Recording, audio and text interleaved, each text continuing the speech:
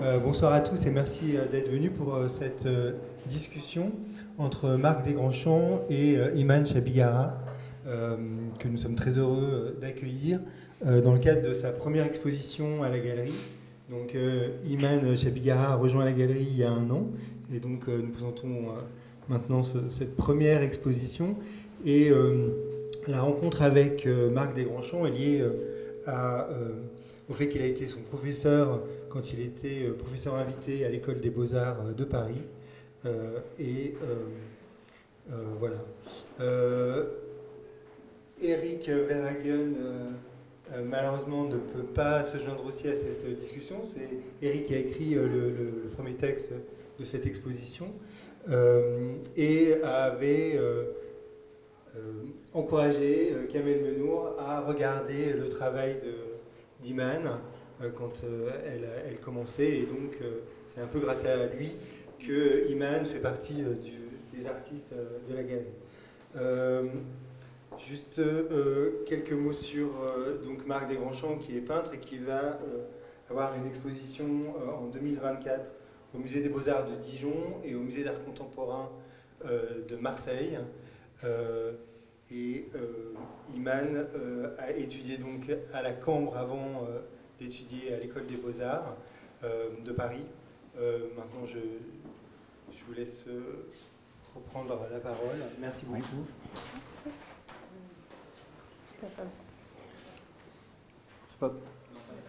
Je n'ai pas besoin du micro. Bon. Très bien. Eh ben, bonsoir à toutes et à tous. Et je suis très heureux d'être là et merci pour cette invitation. Pour discuter ce soir avec Iman Chabigara dans le cadre de son exposition.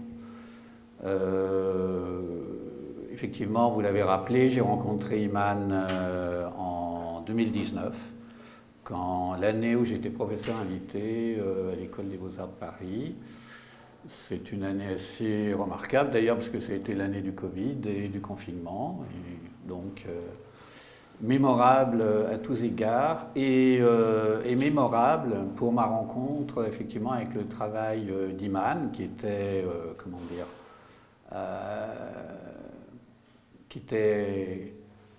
qui était en démarrage sur la série, l'ensemble de ce que l'on a appelé, ce qu'on appelle les hikikomori. Et donc c'était pour moi, c'était une forme de dialogue déjà, c'était déjà une forme de conversation, puisque tu me montrais ce que tu étais en train de faire, tu m'exposais tes doutes, tes questions, moi en même temps j'étais assez, très stimulé par ce que je voyais surgir au cours des semaines, et c'était quelque chose pour moi, de très passionnant, très enrichissant de voir surgir un travail, une œuvre vraiment que je trouve remarquable. Et donc, dans le cadre de ces conversations, je voyais un peu comment se mettaient en place les choses. Après, il y a eu aussi, tu me montrais aussi des photos. Bon, après, il y a eu le confinement, donc là, on n'avait plus, mais tu as continué à m'envoyer des photos, des choses comme ça. Et donc, je suivais l'élaboration des peintures au fur et à mesure. Et c'est pour ça que j'ai un souvenir assez précis. Alors, c'était peut-être un peu plus tard, parce que je crois que cette peinture devant laquelle nous sommes assises, elle date de 2022. Ouais. Donc, c'est après les Beaux-Arts, mais tu as continué à m'envoyer parfois des images. Et par exemple, cette peinture, je l'ai vue en dessin. Et c'est assez intéressant pour moi, parce que je vois ce qu'elle est devenue en peinture. Et le dessin, notamment, ça me permet un peu de... je voulais aborder avec toi, justement, la question de l'élaboration des œuvres Et au travers notamment, parce que le dessin était au départ, le visage était très net. Je veux dire, l'ovale du visage était très dessiné. Et la figure portait des lunettes, je me souviens. Je ne sais pas si toi tu te souviens. Voilà. Comme c'est toi qui l'as fait, tu t'en souviens peut-être. Des fois, on ne se souvient pas. Moi, je sais que des fois, je ne me souviens pas de ce que j'ai fait. Donc, c'est pour ça que... Et donc, justement, je voulais un peu on en parlait un peu avant, et justement, c'était à propos d'un texte que tu as écrit à propos de Alice Neal, et plus particulièrement d'un tableau qui s'appelle Death of Mother Blow, où tu parles du visage. Justement, je voulais un peu qu'on démarre par ça, et où tu déclares... Mon attention se porte vers ce visage en particulier, certainement car il s'agit d'un aspect du corps humain qui m'a toujours posé question en matière de représentation.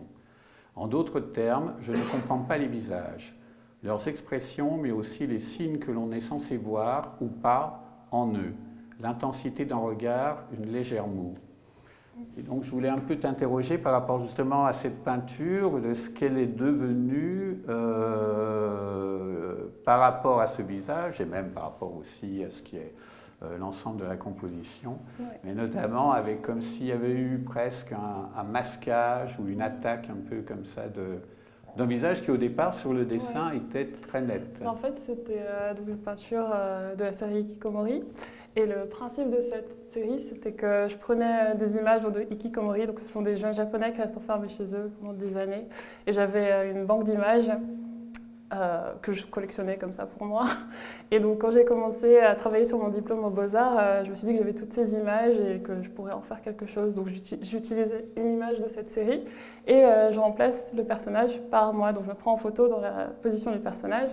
Donc pour cette peinture-là, au départ, le personnage n'était pas du tout habillé comme ça. Déjà, il avait une chemise à carreaux.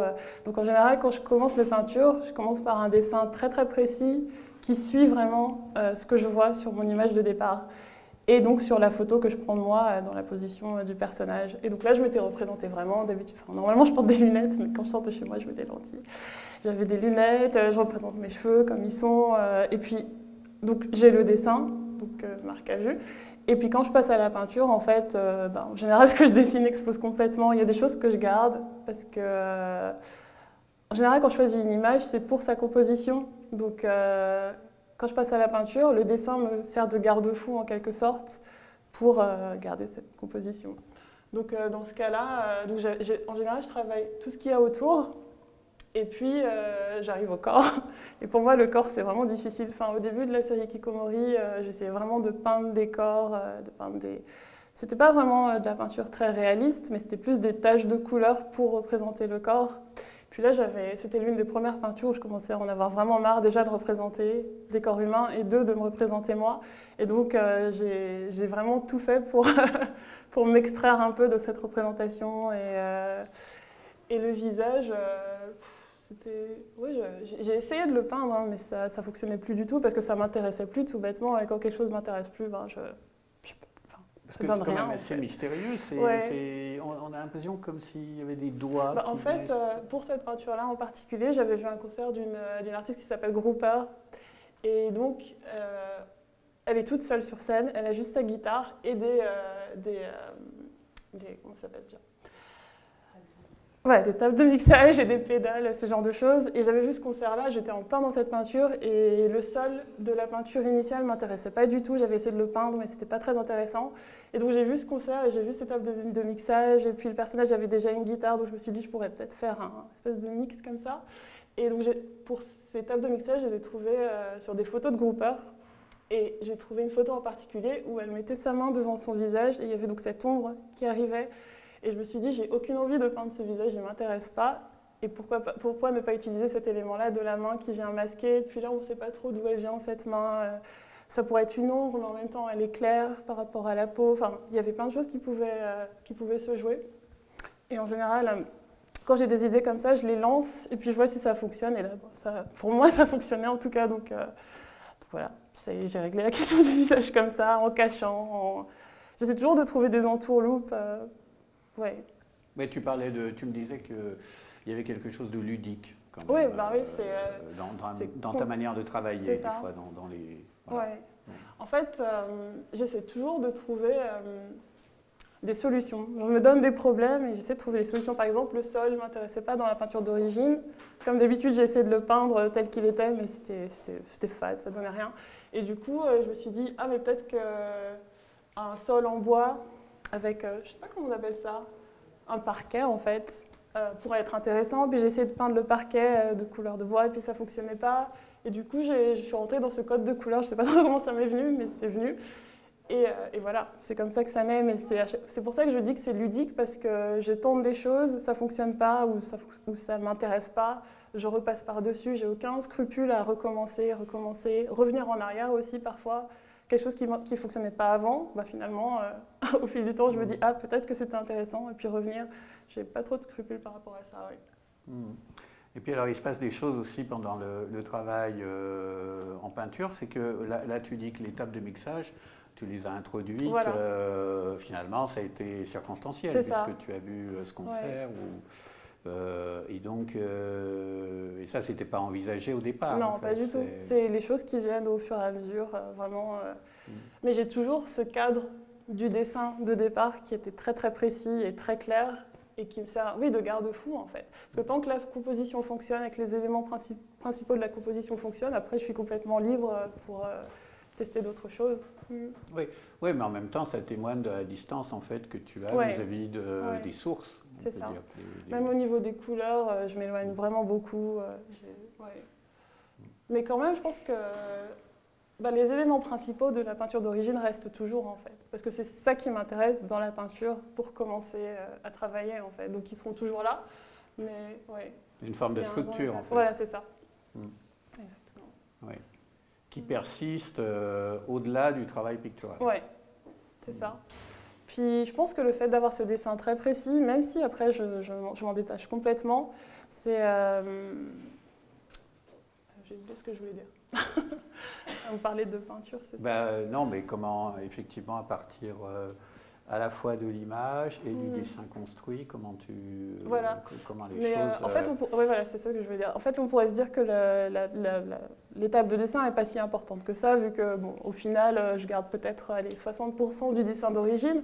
Mais pour moi, c'est vraiment primordial parce que j'ai tellement envie d'avoir ce côté ludique dans la peinture qu'il me faut vraiment un cadre, en fait. Et le dessin me sert de cadre. Donc voilà, c'est juste une étape pour la peinture. Et tu n'as jamais eu envie de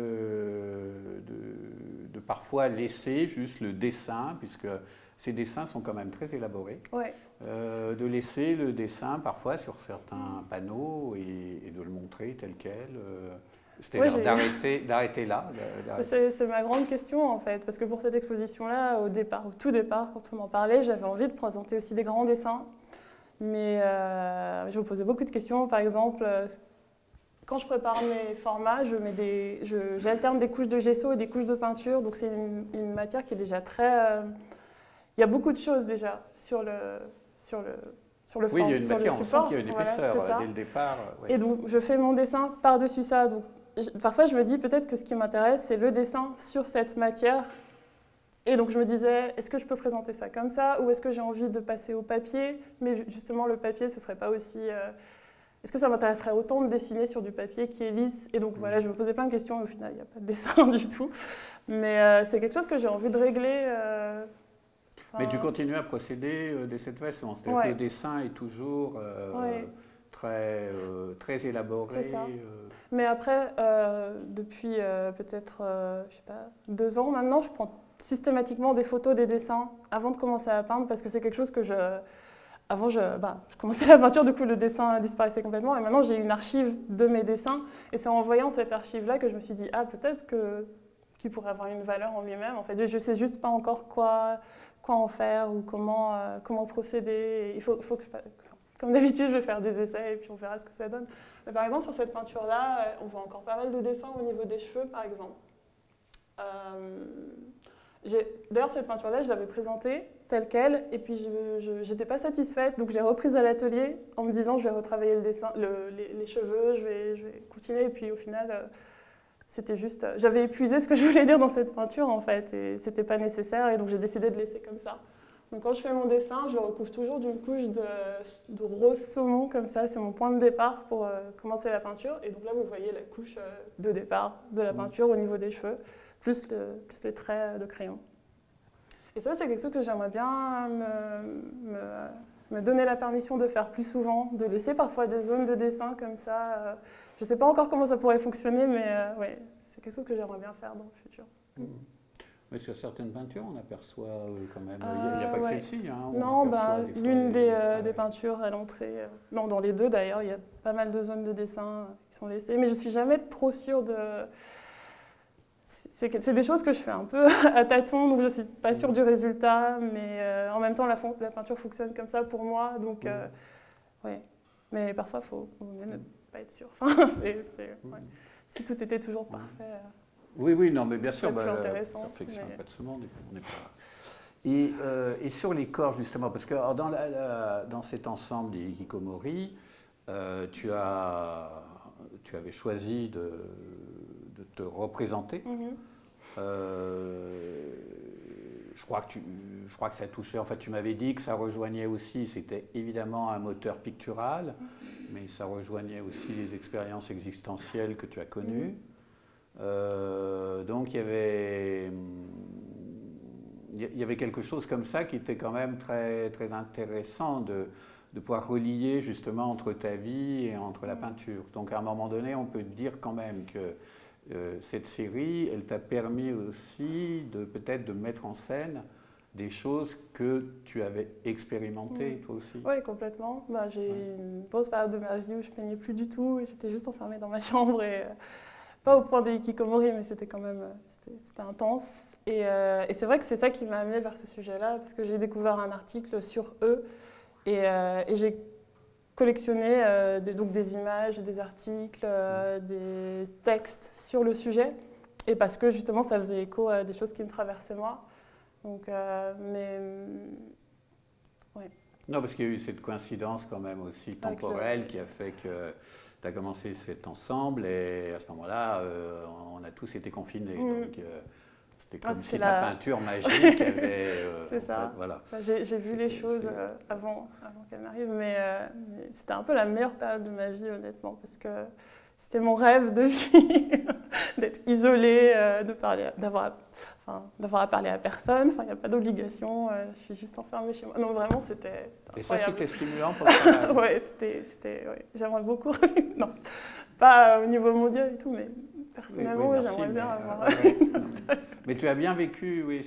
Mais je comprends, oui, par rapport à l'isolement et à la concentration que ça permettait aussi. Puis bon, maintenant, j'arrive à parler aux gens et tout ça, mais il y a toujours un peu ce truc d'être obligé, d'être dans le social et dans la discussion. Et on ne peut pas y échapper, non.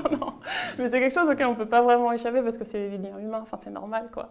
Mais c'est vrai que si je pouvais me débarrasser de ça, j'aurais très bien.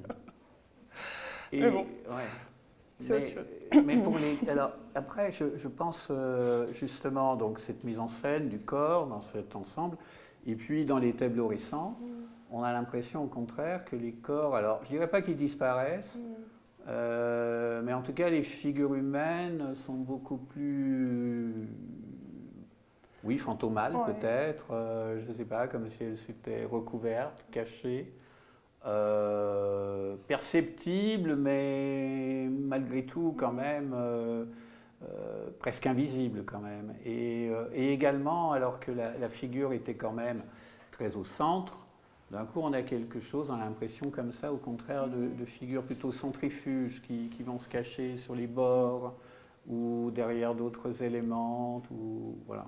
Mais je pense que toute cette histoire de peindre le corps, c'était aussi lié à quelque chose un peu...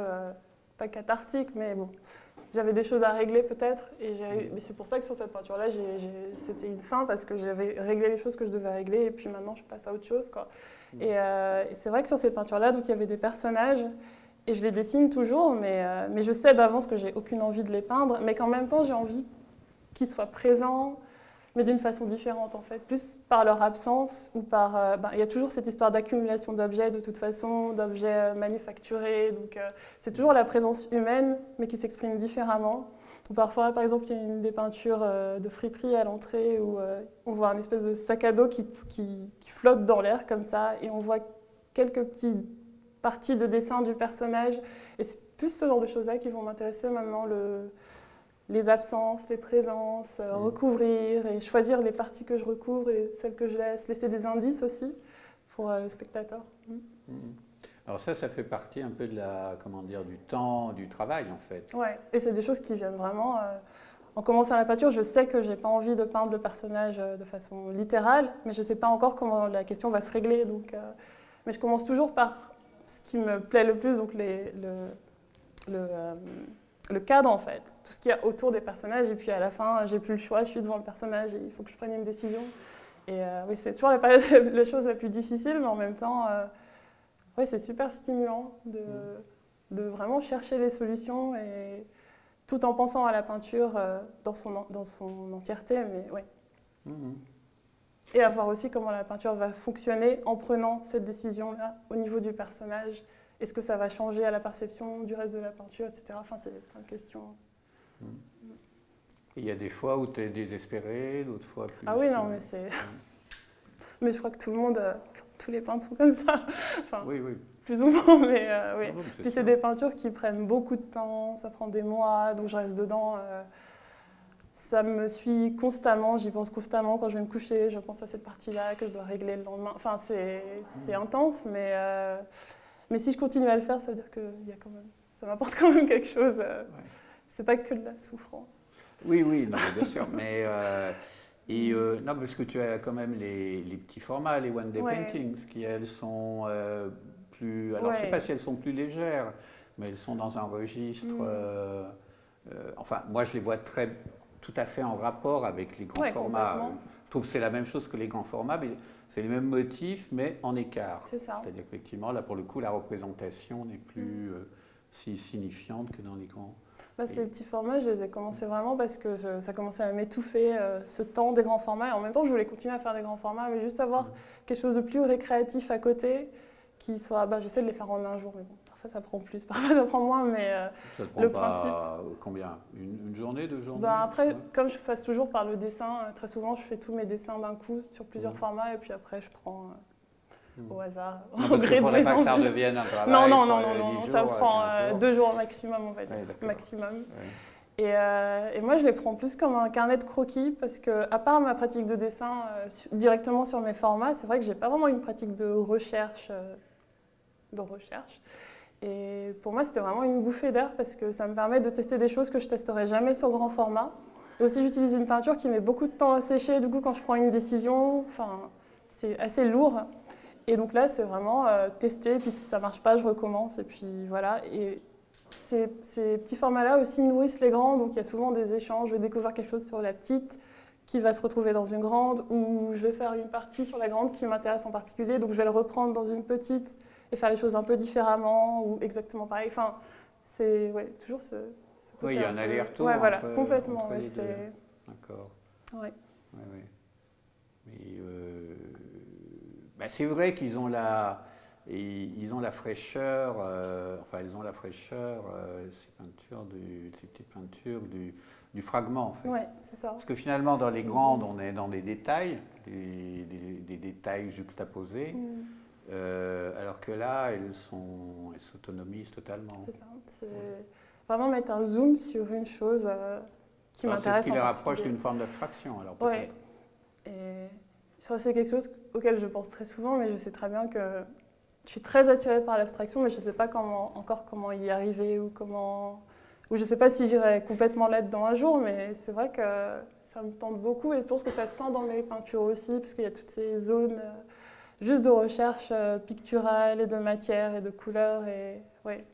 C'est un peu une façon de m'introduire dans ce truc d'abstraction. Mais je ne pense pas que j'irai à fond là-dedans un jour, mais c'est quelque chose qui reste et auquel je pense beaucoup. La tentation abstraite, c'est un grand sujet. Hein. Mais Non, mais c'est ça que je trouve en même temps qui, dans tes peintures est assez passionnant. C'est que bon, il y a beaucoup de peintures aujourd'hui qui sont avant tout un motif, un sujet et presque une image. Et alors que toi, il y a vraiment un travail sur la forme, Ouais. je trouve. Mais pour moi, c'est le plus important. Le sujet, c'est vraiment juste un moteur à la création, mais c'est oui, la forme, la recherche, les rapports de couleurs, la façon dont l'œil va voyager dans l'image. Je pense beaucoup à ça aussi, genre les points de couleur, les points d'attention dans l'image, ce qu'on va voir quand on regarde la peinture la première fois, et puis ce qu'on voit en passant du temps à regarder, en laissant son regard vagabonder. Et ouais, c'est le truc le plus important pour moi. Après, ce qui est représenté, bon, voilà. Mais ouais. Bah, si, il y avait quand même une. Oui, bon, oui, il y avait un lien, mais. En fait, c'est ouais. jamais tout l'un tout l'autre, Oui. je pense. Enfin, Ouais. non. Mais c'est vrai qu'il faut un point de départ pour rentrer dans la création, en fait. Mais c'était un peu mon problème avant de commencer cette série, c'était que j'avais pas de sujet. J'avais des sujets, mais je pense qu'ils n'avaient pas assez de résonance personnelle pour que je puisse les creuser à fond, d'un point de vue matériel, dans la matérialité des choses. Et c'est vrai qu'en trouvant ce sujet des hikikomori, ça a comme ouvert des portes, en fait. Et en ayant ce foisonnement d'images et ce thème commun aussi, ça m'a vraiment laissé la liberté pour tout le reste, en fait. Oui, ça a été un déclencheur. Voilà. Ouais. Et alors, il y a une chose qui, moi aussi, enfin, m'intéresse beaucoup, c'est par exemple là, le diptyque qui est dans l'autre salle, le diptyque sur la gauche, où il y a une horloge avec l'heure indiquée, 5h10. Ça, j'aime beaucoup ce type de détail parce que je pense que par rapport au temps, tu as quand même un travail, justement, il y a une temporalité quand même. Enfin, il y a peut-être plusieurs temporalités, c'est-à-dire qu'il y a le temps du travail, très long, comme tu l'expliques, et en même temps, le temps de la contemplation, une densité comme ça des choses, une densité, et en même temps, une impression aussi d'instantané. Et je trouve que ce détail-là de l'horloge le manifeste bien, ça. Alors, je ne sais pas comment toi tu le ressens ou tu le vis, ces différentes temporalités en fait à l'œuvre dans l'élaboration des grands formats ou même des petits formats. Sur les grands formats, c'est vrai que ça prend du temps aussi parce qu'il y a beaucoup de réflexion et beaucoup de... Enfin, je vais faire quelque chose et je ne sais pas, c'est quelque chose de nouveau que je n'ai jamais fait avant et donc il me faut un temps pour me poser et me dire ok, j'ai fait ça, qu'est-ce que ça donne par rapport au reste, le temps de séchage aussi. Juste le fait que ma peinture mette autant de temps à sécher, ben, forcément ça me laisse beaucoup de temps pour contempler, pour voir comment la matière va réagir. Je t'interromps, mais c'est une laque acrylique mais qui est assez long. Enfin, Oui, c'est très... Enfin, après, ça dépend des niveaux de dilution de la peinture, mais déjà je travaille à l'horizontale. Donc c'est des flaques en fait de peinture et bon, je dis que c'est de la peinture, mais en fait même les pinceaux, la façon dont je les utilise, c'est vraiment pas pour poser, c'est pour faire des flaques la plupart du temps. Du coup, oui, ça met beaucoup de temps à sécher. Même quand je dilue beaucoup la peinture, souvent j'aime beaucoup que les pigments de la peinture je sais pas comment on dit, se désolidarisent. Du coup, ça fait des espèces de taches. Et j'aime beaucoup jouer sur ça, et donc je mets souvent des grosses flaques d'eau et j'attends que ça sèche et je regarde ce qui se passe. Et oui, c'est vrai qu'il y a des périodes vraiment de travail intense où vraiment juste c'est travail, et des périodes juste de réflexion et de décider aussi. C'est difficile parfois de décider de complètement enlever quelque chose sur lequel on a passé des heures, voire des jours, voire des semaines, et de se dire là ça va pas et donc je vais l'enlever. Ouais. Et c'est une décision vraiment très très forte pour moi et parfois ça me prend beaucoup de temps avant d'oser enlever. Et parfois j'enlève et je me rends compte que c'est une erreur et... C'est horrible. C'est terrible, mais bon, ça fait partie du jeu, donc voilà, on se relève et on continue, il n'y a pas vraiment de solution. Mais ouais, c'est... Enfin ça a l'air... Bah non, mais... Mais en même temps, c'est ludique, hein, tu disais. Non, mais c'est vrai que enfin, surtout quand j'étais à l'école, je me souviens d'avoir envoyé beaucoup de mails à 4 h du matin. Non, mais ça va plus du tout, c'est nul, j'ai tout raté. Ouais, un peu. Mais... Ouais. Non, mais ça n'a rien d'étonnant. Un travail, c'est difficile. Hein. Ouais. C'est pas simple. Mais... Hein. C'est vrai que ça fait partie du jeu aussi. Peut-être qu'il y a un plaisir un peu masochiste à tout le temps dans ce truc de... Ouais.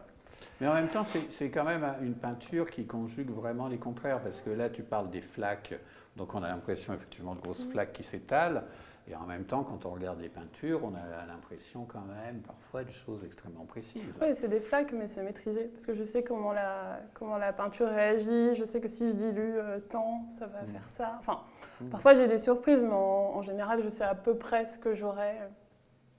Donc c'est des flaques, mais des flaques maîtrisées et contenues, on va dire. Et surtout, le contour du dessin que j'ai fait donc, au départ me sert beaucoup justement pour délimiter les choses ou aller plus loin. Ouais. C'est en ça que je disais que le dessin servait de garde-fou, en fait. Parce que je peux l'utiliser tel quel, mais je peux aussi genre, passer outre et puis faire autre chose.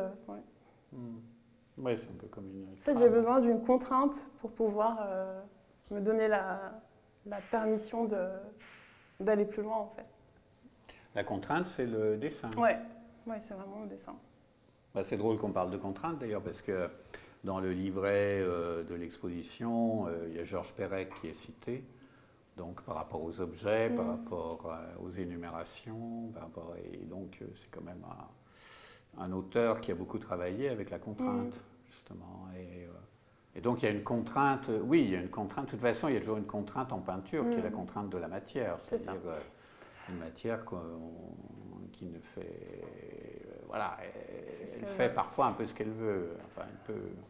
Je crois que c'est quelque chose de très fréquent chez moi, je suis quelqu'un qui aime beaucoup contrôler les choses et je pense que c'est quelque chose qui était beaucoup plus présent dans ma peinture avant et là, bon, je me relâche plus, par exemple, là, ce que je disais avec les cheveux, par exemple, j'aurais jamais fait ça avant.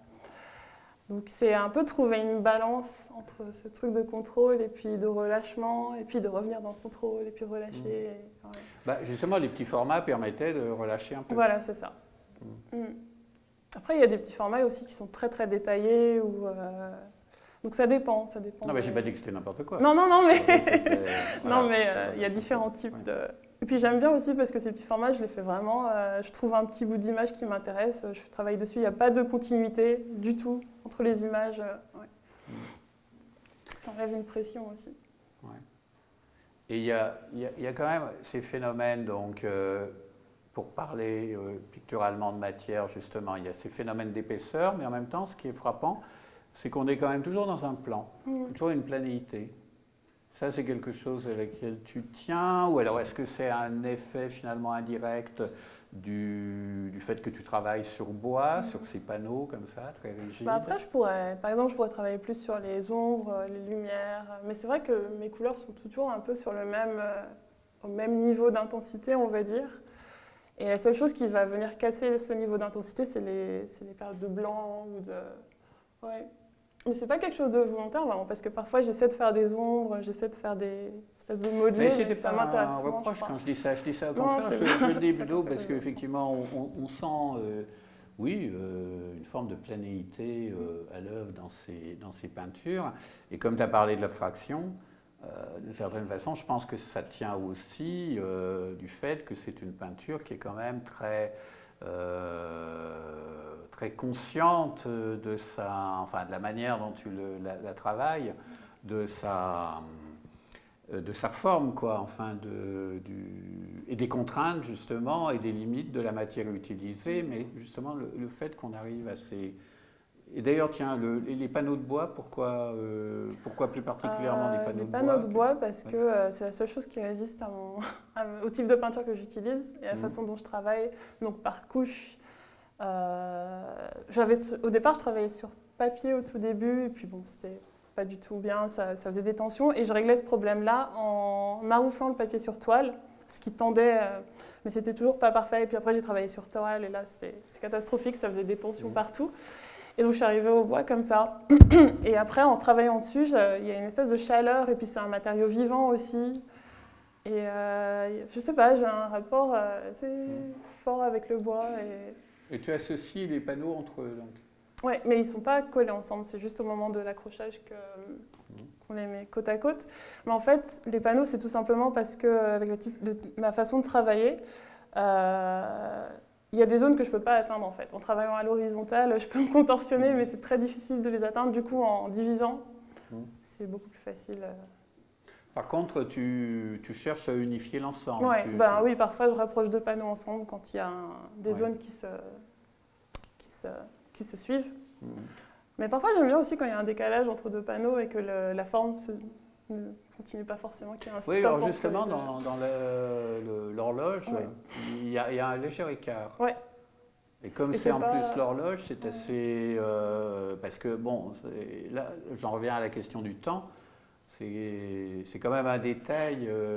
Après, moi, je ne suis pas vraiment quelqu'un qui va penser ce détail-là, il faut que ça veuille dire ça. C'est plus, mais je pense que c'est des choses très inconscientes parce que l'horloge, quand je l'avais vue dans l'image de départ, je me suis dit, oh, c'est super intéressant cette horloge, donc j'ai envie de la faire, de passer du temps dessus. Mais c'est des choses qui viennent au fur et à mesure. Et puis une fois que j'ai terminé aussi, je découvre des liens que j'imaginais même pas. Et puis je sais que c'est quelque chose d'inconscient parce qu'ils sont quand même là, mais ils ne sont pas forcément voulus. Mais c'est vrai que parfois, les décalages entre deux panneaux, des fois, je vois comment ça fonctionne, et si ça ne fonctionne pas, je reprends. Donc si je le laisse, ça veut dire que ça me va comme ça, en fait, et que ça fait quelque chose d'intéressant. Ouais. Il y a donc un après-coup de la peinture, c'est-à-dire que des fois, tu... La plupart du temps, je fais des choses, et puis je vois après comment ça fonctionne. Et alors, tu avais écrit ce texte sur Alice Neal. Est-ce que tu écris un peu justement, ces 3 dernières années ont été assez intenses, honnêtement, et j'ai fait pratiquement que peindre. Et c'est quelque chose que j'aimerais bien reprendre, l'écriture, ou tenir un journal, plutôt. Est-ce que je crois que tu écrivais sur Internet? Oui, j'écrivais, j'avais un espèce de blog. J'écrivais toutes les semaines, tous les dimanches, je me forçais, que je le veuille ou non, j'écrivais quelque chose. C'était vraiment très, très, très bien. Enfin, ça m'aidait vraiment à avancer sur plein de sujets, dont la peinture. Et c'est quelque chose que j'ai complètement arrêté parce que j'avais plus le temps ou plus l'esprit à ça. Et là, ça me manque, c'est vrai. Et puis le fait d'avoir écrit ce texte pour ce recueil sur Alice Neal, ça m'a vraiment... toute l'élaboration du texte, la recherche, trouver les mots justes. J'avais complètement oublié le plaisir que je pouvais avoir à faire ça. Et c'est quelque chose que je veux vraiment reprendre. En parallèle aussi pour parler de peinture, de débriefer de ce que j'ai fait de la semaine. Je pense que j'aurais plein de choses à faire. Oui, c'est pour ça que je te posais la question. En fait, c'était effectivement parce que ça peut être un moyen également de repenser au travail pictural. C'est un peu ce qui se passait dans les mails qu'on s'envoyait au final. Ça a remplacé un peu mon blog, le fait de devoir mettre des mots sur ma pratique. Et aussi, en écrivant, on se rend compte de choses, on les sait, mais le fait de les poser sur le papier et de se dire que quelqu'un d'autre va les lire, on prend conscience de certaines choses et on avance beaucoup plus vite sur certains problèmes aussi.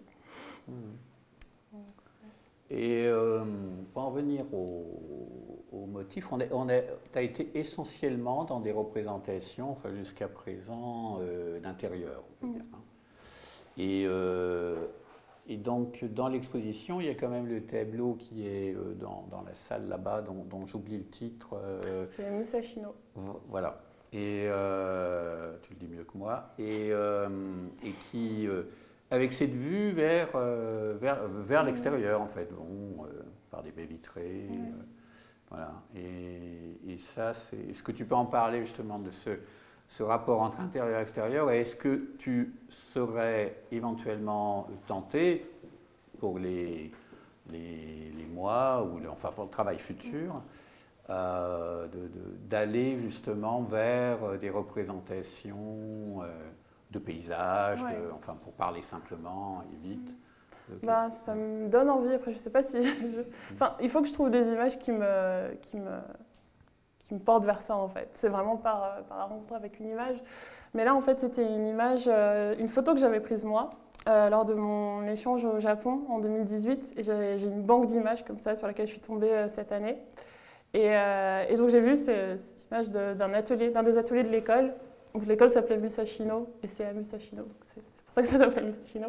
Et donc c'était une salle de l'école et on faisait une espèce de petite fête et il y avait un magnifique coucher de soleil et j'avais pris une photo de ça et j'ai revu cette photo et je me suis dit bah, peut-être que ce serait le bon sujet pour tenter de peindre la nature, ce que je fais jamais parce que ça me fait peur, enfin c'est difficile.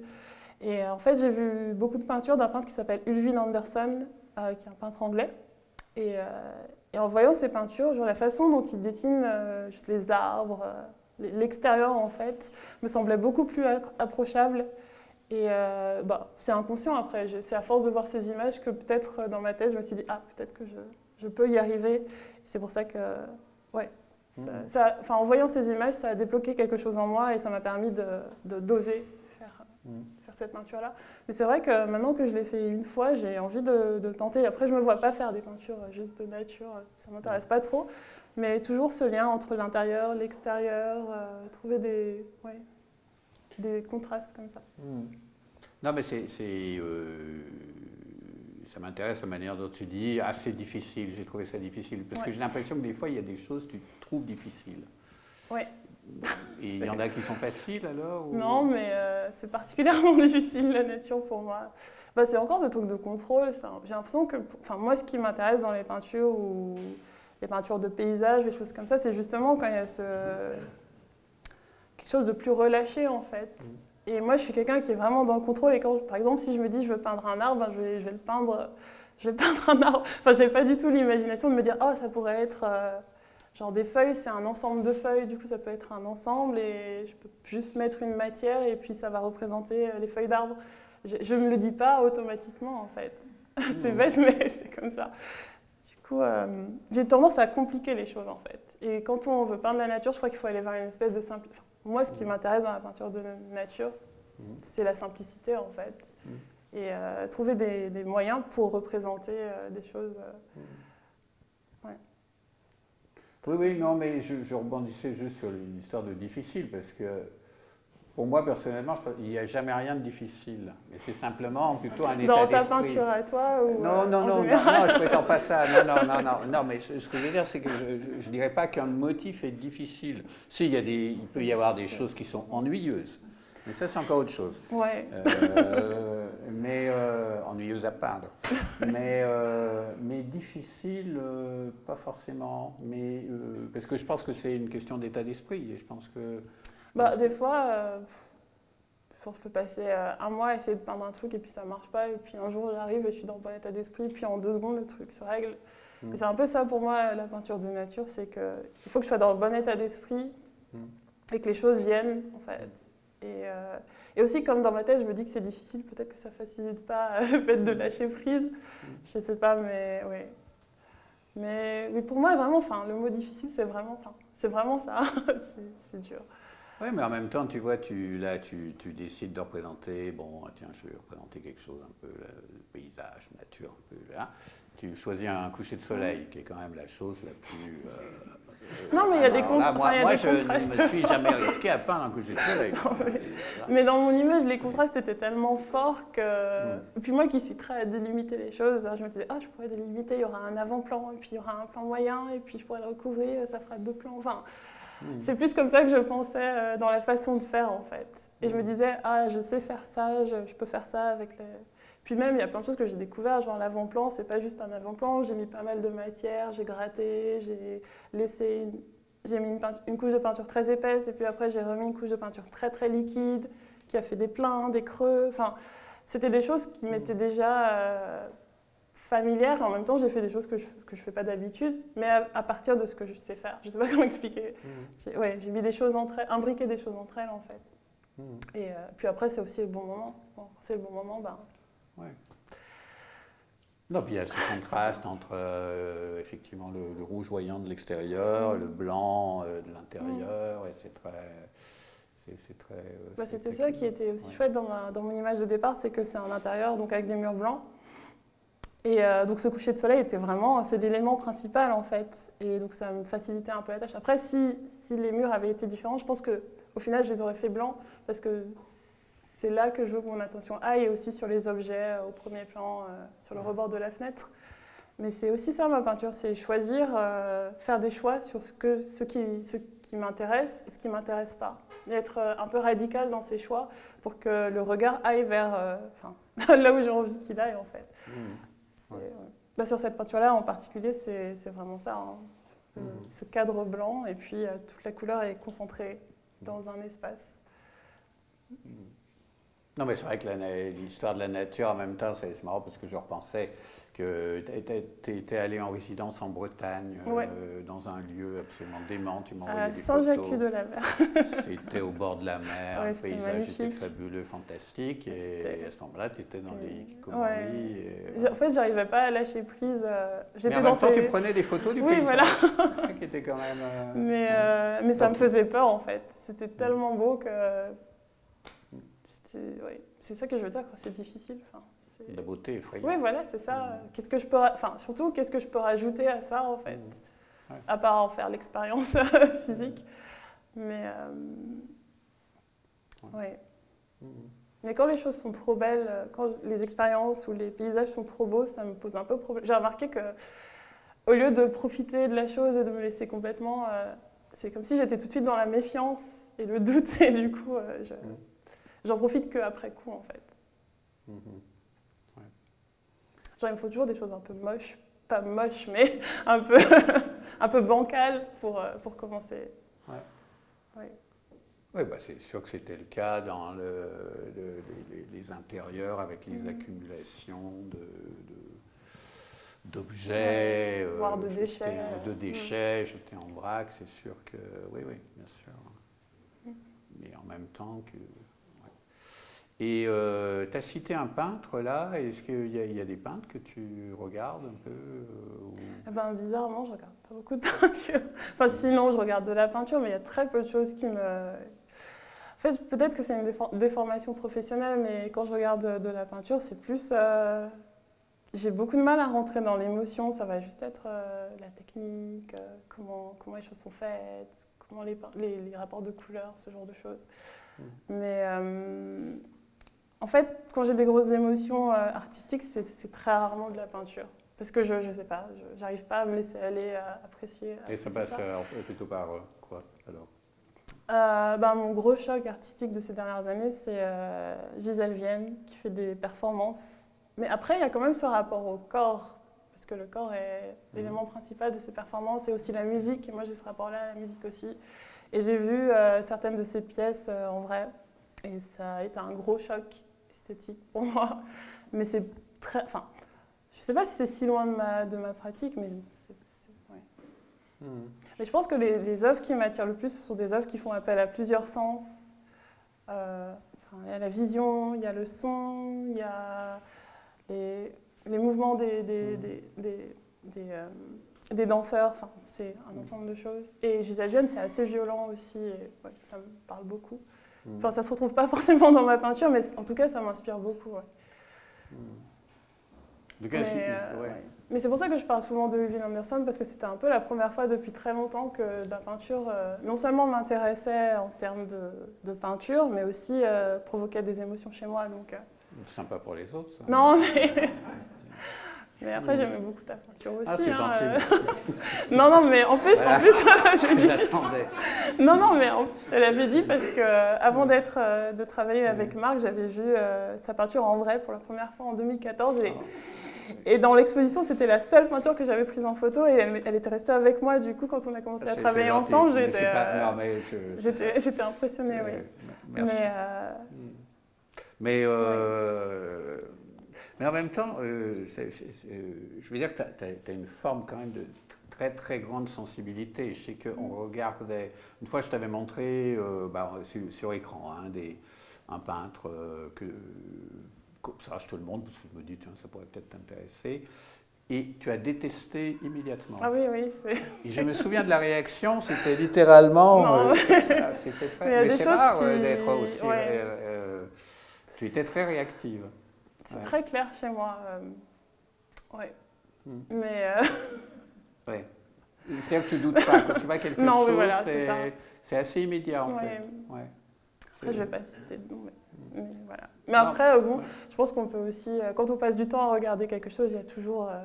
je crois qu'on peut aimer. Tu ne penses pas que tu ne pourrais pas revenir plus tard à des œuvres, je ne sais pas, qui au départ Ouais. Complètement. J'essaie de penser à des exemples de choses que j'ai vues. Par exemple, l'Expo Baselitz, j'avais pas trop... J'y suis allée sans avoir trop d'attentes et la dernière salle m'a renversée. Je l'ai trouvée très très très belle. C'est le cas de le dire. C'était vraiment incroyable. Et moi, je l'ai beaucoup aimé en tout cas. Mais, je viens de comprendre. Mais, c'est très mauvais. Mais bon, moi, j'aime beaucoup la dernière salle. Elle était très belle. Non, mais c'est très mauvais. Le jeu de mots, ok. Mais voilà. Non, mais c'est spectaculaire. Mais après, je vais avoir une réaction de rejet par rapport aux choses, mais ça ne veut pas dire que je vais arrêter de les regarder. J'ai pas du tout dit d'arrêter. Ah oui, ça c'est difficile pour moi. C'est difficile les premières salles. Après les toutes premières, ça va encore, mais le ventre de l'exposition était un peu compliqué. Mais la fin valait la visite. Mais bon, après c'est des goûts. Puis, encore une fois, passer du temps à regarder une peinture. Par exemple, Alice Neel, c'est pas forcément quelque chose qui me parlerait à première vue et que j'ai passé tellement de temps à regarder ses œuvres et à lire et à rentrer dedans qu'au final, je comprends en fait. Je comprends beaucoup plus l'œuvre maintenant. Et il y a des choses qui me touchent comme cette peinture que j'ai prise pour mon texte. Donc je ne suis pas arrêtée sur des idées non plus. Oui, c'est parce qu'on t'avait demandé de regarder et d'écrire sur cet artiste que tu t'es... Tout le temps, en fait, il voulait un lien avec l'artiste et avec ma vie ou mon œuvre. Enfin, voilà. Enfin, il voulait vraiment que ce soit un regard personnel et pas un regard d'écrivain ou de critique d'art. Sur elle. Et oui, c'était une très très belle expérience, vraiment. Ben justement, puisque tu parles du visage, et qui est une chose qui est, dont tu as dit, le malaise que tu pouvais ressentir. Et justement, cette peinture-là m'a mis très mal à l'aise, parce que c'est une peinture mortuaire d'une militante communiste, je crois. Et donc, elle est dans son cercueil ouvert pour que les gens puissent la visiter une dernière fois. Et cette peinture m'a mis très mal à l'aise au départ, et puis j'ai essayé de comprendre pourquoi. Et je crois que c'est vraiment cette histoire du visage qui est très beau et très... Non, il est très beau en fait. Et en même temps, dans le texte, tu fais le parallèle aussi avec le tableau de Dana Schutz. Oui. Dana Schutz, je ne sais toujours pas si j'aime ou j'aime pas, mais en tout cas, je reviens souvent vers ses peintures. Bizarrement, je reviens toujours à elle. Et surtout, moi j'aime bien les choses un peu, même si c'est pas forcément visible dans mon travail, mais c'est vrai qu'en art contemporain, on a tendance à cloisonner les choses, et puis il y a tout ce discours militant maintenant, et donc c'est une peinture d'un jeune noir qui a été lynché dans les années 50, je crois, et donc représenté par une peintre blanche, et donc il y a eu tout un esclandre autour de ça. Et moi, je regardais juste la peinture au départ et je me disais qu'elle était vraiment intéressante d'un point de vue pictural. Donc, au départ, je ne connaissais pas trop toute cette histoire-là et c'est en lisant sur la peinture que j'ai découvert tout ça. Et ça m'intéresse vraiment, les peintures qui créent des réactions si fortes. Et c'était très fort en fait, mon rapport à cette peinture-là. Parce que moi, bien sûr, je lis sur toutes les histoires de trucs raciaux, etc., la politique, tout ça, mais c'est pas forcément quelque chose qui va être dans mon travail. Et parfois, quand j'entends certaines réactions, je suis pas trop sûre de comment... Je comprends d'où vient la réaction, mais je sais pas comment expliquer ça. C'est un peu délicat, mais oui, moi, j'étais juste vraiment impressionnée par la puissance de la peinture et tout ce qu'il y avait de politique derrière, ou la façon dont les personnes noires américaines ont pu la percevoir. Tu veux dire la polémique que ça a suscité, voilà, c'est ça par rapport à ça?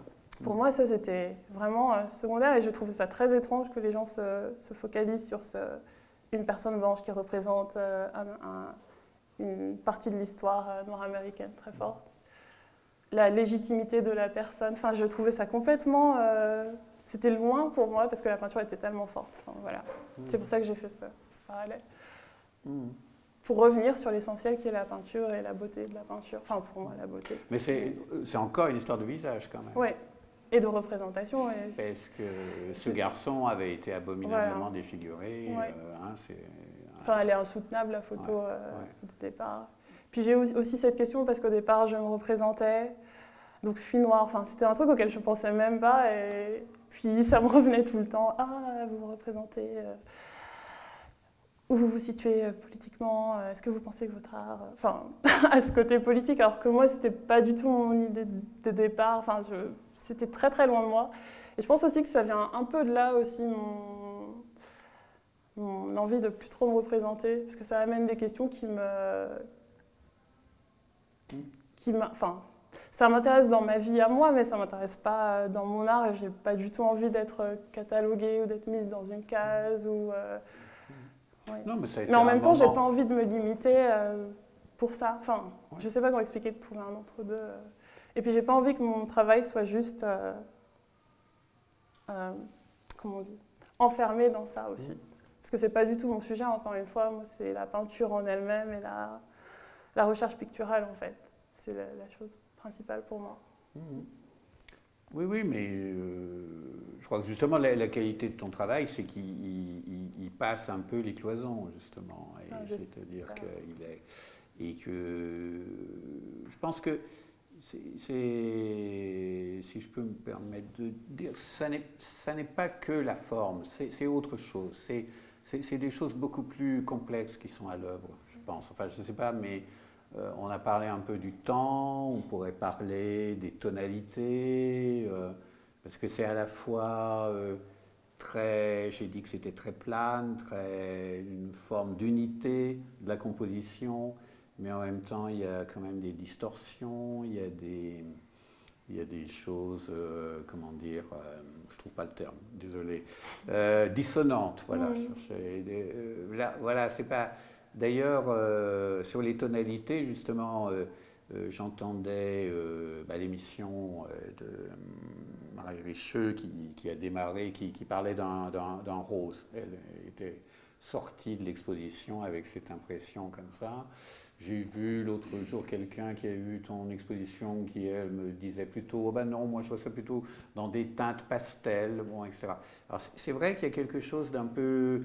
acidulé, un peu, mais en même temps très acide aussi, je trouve. Et d'ailleurs, le titre de l'exposition, je crois que c'est un petit morceau d'étoffe violette. Il y a quand même, voilà, là, une notion de couleur. D'ailleurs, est-ce qu'on pourrait en parler un peu de cette tonalité comme ça, comment elle s'élabore aussi dans la... c'est plus, voilà. Quand je commence mes peintures, j'ai une sensation colorée générale, mais je ne sais pas du tout dans quelle direction ça va partir. Et très souvent, je pars des couleurs qui sont dans mon image de départ. Et puis très souvent, ce qui marche dans une photo ne marche pas, enfin pour moi, vu que je ne fais pas une peinture qui est très, enfin, qui se fie à la réalité ou qui, voilà, ça ne fonctionne pas. Et aussi avec le type de peinture que j'utilise, ma façon de peindre, parfois il y a des rapports de couleurs qui ne sont pas intéressants du tout. Et c'est au fur et à mesure en fait, que les rapports de couleurs se font. Et très souvent, j'ai remarqué que c'est comme si j'avais un nuancier de couleurs pour chaque peinture. Et ça peut être un piège, mais j'essaie toujours de le contrebalancer par d'autres teintes qui vont venir en contraste ou revenir redonner de l'intérêt à une partie. Et c'est ça que tu veux dire par acidité, en fait? Oui, enfin, c'est quelque chose... Oui, c'est une impression très personnelle. Hein, c'est peut-être moins sur une peinture comme celle-ci, mais sur les deux qui sont dans l'entrée, même éventuellement peut-être celle-ci. Des choses qu'on retrouve également sur les petits formats. Quoi qu'il me paraît... Oui, si, par exemple, quelque chose comme ça, tu vois, où il y a des accords de couleurs comme ça, c'est à la fois harmonieux, mais en même temps un peu... non, j'aime pas quand c'est... Un peu discordant. Ouais, enfin, il y a quelque chose qui... Voilà, il y a comme un Larsen, enfin, il y a comme un... Ouais, comme j'utilise beaucoup de roses et de teintes pastel. Enfin, en ce moment, c'est un peu ma palette, je sais pas pourquoi, c'est comme ça. J'accepte. Au début, je détestais ça, mais bon, voilà. Puis après, ça va évoluer, mais j'ai toujours peur de rentrer dans quelque chose de trop doucereux. Et quand c'est trop dans la même... quand c'est trop facile, j'ai toujours besoin d'amener quelque chose qui va casser un peu la chose. Ouais. Mais est-ce que tu vas des fois vers des teintes ou des couleurs que tu aimes et que au départ ou que... Bon, en général, quand j'utilise des couleurs que j'aime au départ, ça ne fonctionne pas. Donc, c'est toujours des couleurs que j'aime pas trop, en des oranges. Je déteste l'orange, mais je ne sais pas pourquoi, il y a des choses qui fonctionnent. Et aussi, je pense que c'est le type de peinture que j'utilise qui... on m'a fait la remarque il n'y a pas longtemps que ce type de peinture est pas trop... ça m'enferme quand même dans un certain type de teinte, en fait. Parfois, il y a des teintes que auxquelles j'aimerais bien accéder et je ne peux pas, en mélangeant juste mes couleurs, je ne peux pas y arriver, en fait. Par exemple? Par exemple, il y avait les violets. Les violets, ils sont super fades. Enfin, j'aimerais bien avoir des fois des violets un peu plus péchus. Oui, mais c'est un violet très blanchi, on va dire. Enfin, il y a du blanc dans ce violet-là. Mais justement, ce qui m'intéressait sur la peinture avec le paysage, c'est que c'est la première fois que je réussis un peu à avoir quelque chose de plus électrique, je dirais, dans la peinture, dans la couleur du fond. Et j'aimerais bien tester un peu plus ce type de teinte-là. Je ne sais pas comment j'ai fait, j'ai dû mélanger ma peinture d'une façon particulière, mais ouais. Quitte à jouer aussi avec des pigments, genre amener des pigments à ma peinture pour avoir des teintes un peu différentes. Mais ça, c'est quelque chose auquel je pense beaucoup, les pigments. Et voilà. Merci beaucoup. Merci. Peut-être qu'on va passer, si vous voulez bien, à des questions du public, si vous avez des questions. Oui. Moi, c'est plus une remarque de visiteur. C'est une expérience assez paradoxale parce que quand on rentre dans l'exposition, on lit le texte qui fait référence au phénomène japonais Hikikomori, dont nous, on a une connaissance lointaine, mais on a tous lu des choses là-dessus. Et on imagine un phénomène absolument dramatique et terriblement triste et vraiment l'image de la dépression absolue. Et puis après, on découvre vos tableaux. Et vos tableaux, finalement, ne reflètent pas trop ça, je trouve. C'est des tableaux heureux. Il y a une tonalité douce. Il y a beaucoup de choses qui font penser plus à des refuges protecteurs qu'à des prisons. Et donc, je voulais... Alors, ce que vous avez dit sur le confinement éclaire peut-être cela. Mais donc, il y a eu ce passage de cette référence japonaise au confinement. Est-ce que vous pouvez peut-être en dire quelque chose ou pas, hein? C'est juste, moi, ma réaction, quoi. J'ai été surpris, mais c'est intéressant. On s'attend à un truc dépressif et on rentre dans un univers très, très agréable, très heureux. Voilà. Après, je ne sais pas, vu que c'est mes peintures, donc je n'ai pas trop le recul pour pouvoir dire si c'est heureux ou pas, mais en tout cas, c'est vrai que... Bon, après, c'est vrai que pendant le confinement, j'étais très très très bien, mais avant ça, j'avais une période donc, où je ne peignais pas du tout pendant quelques années, et j'étais complètement enfermée, c'était beaucoup moins joyeux, donc je ne sais pas trop, Et puis aussi, quand j'ai décidé de réutiliser ces images-là, j'étais dans un état d'esprit complètement différent de l'état d'esprit où j'étais lors de ma crise. Donc peut-être, je pense que oui, que ça se reflète dedans, et que c'est aussi du fantasme, parce que pour moi, c'est un peu un mode de vie fantasmé, d'isolation totale, alors que bon, dans la réalité, c'est juste horrible. Enfin, c'est très très dur comme situation. Et j'avais aussi envie d'avoir ce point de vue personnel sur tout ça, et vraiment ne pas utiliser le matériel de départ comme pour ce qu'il est, mais pour ce qu'il est à travers mes yeux ou à travers moi. Donc,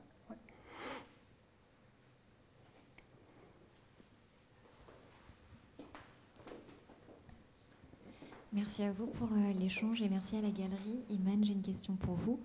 Je me posais juste la question qui est de l'ordre de la curiosité. Est-ce que vous tournez autour de vos supports quand vous peignez ?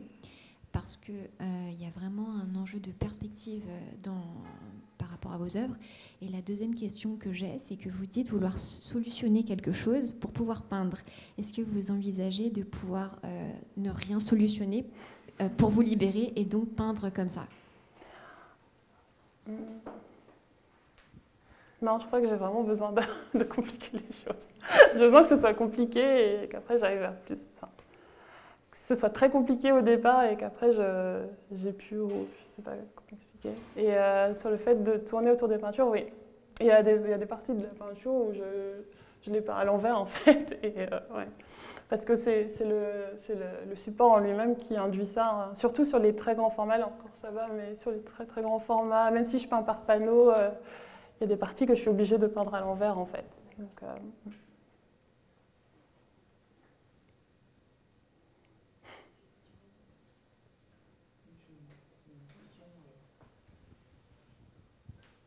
oui, j'ai une question pour vous deux, parce que là, quand même, on est face à quelqu'un qui est connu pour ses environnements, ses vues de l'extérieur, des paysages d'une certaine manière aussi faites par des transparences et des superpositions, mais justement dans la transparence. Et en face, on a quelqu'un qui est dans l'intérieur, qui est dans le confinement d'une certaine manière, même de la peinture même. Et je me demande comment ça se articule entre vous deux, là, parce que là, on vous a entendu, et j'aimerais bien que vous, peut-être vous pouvez revenir sur des points aussi, peut-être, où c'est plutôt contraire de ce que vous faites. C'est moi qui je commence. Bon.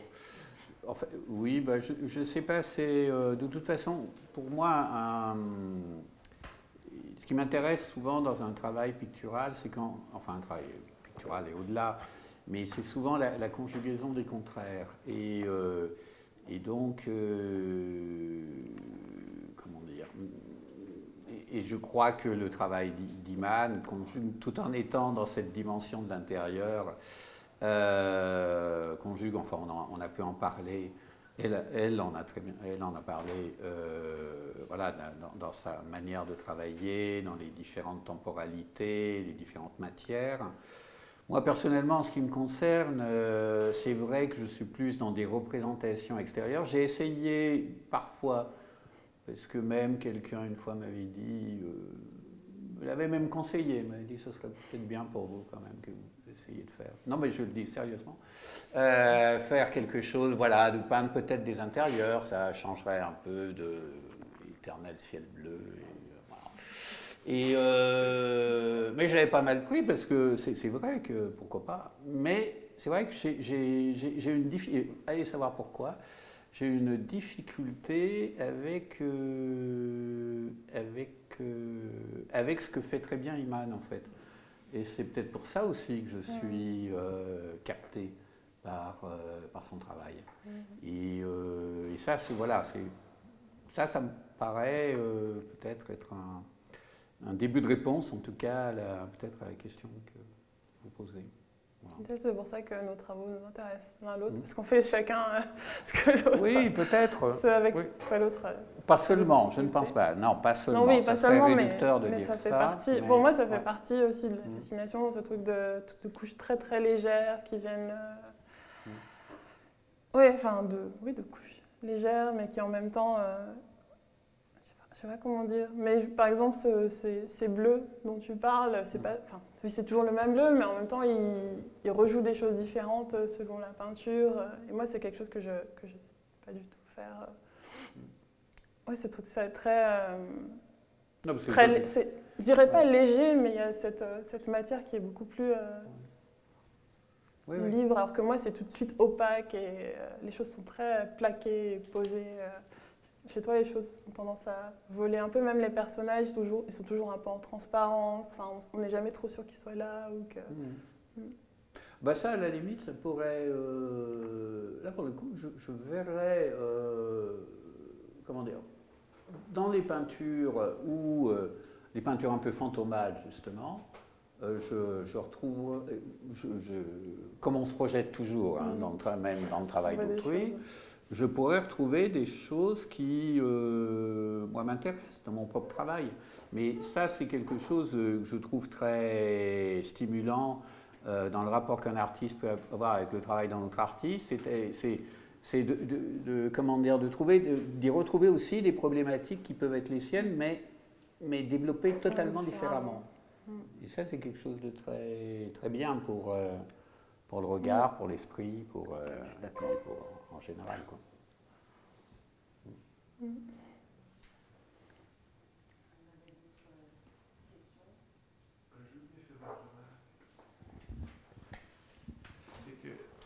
que vous dites, Iman, de la peinture de Marc, c'est peut-être vrai de la peinture d'aujourd'hui. Mais la peinture de Desgrands-Champs à la fin des années 80, Oui, au c'était début autre des chose, années c'est vrai. 90, c'était pas vraiment la transparence. Et il y avait une présence, y compris du corps, qui était très affirmée. Donc à ce moment-là, vous auriez peut-être été moins en complément, si j'ose dire, l'un par rapport à l'autre. Peut-être.